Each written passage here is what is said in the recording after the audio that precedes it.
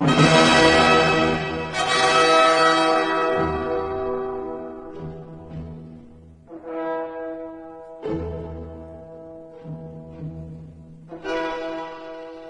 Hood by Benedict Flynn.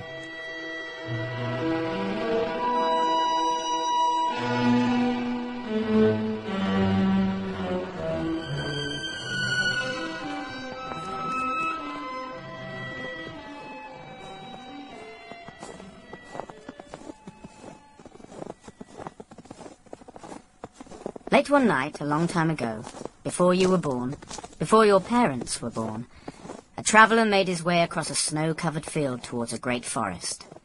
The snow was deep. With every step he sank up to his thighs. He was oddly dressed for an English winter. Wrapped around his head was a length of cloth like a Saracen's turban, and his leggings were baggy and tied at the ankle.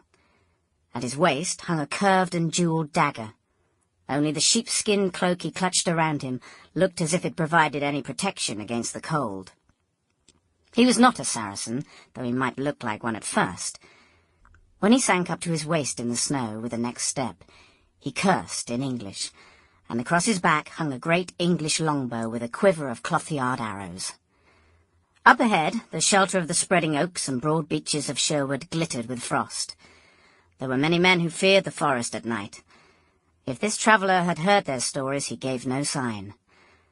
As he reached the trees, his step was firm and confident, as if he was returning home from a day at the plough. The snow should be less deep here. I might meet Locksley before too long, and finally a fire. Locksley Castle for Christmas after all this time. Young Dickon at the roasting spit, too close to the fire, roasting himself. Nat the weaver with a nose red as a holly berry from drink. The dogs, and my father laughing away with them all. Except this Christmas there will be me. That should surprise them. He caught his breath, suddenly.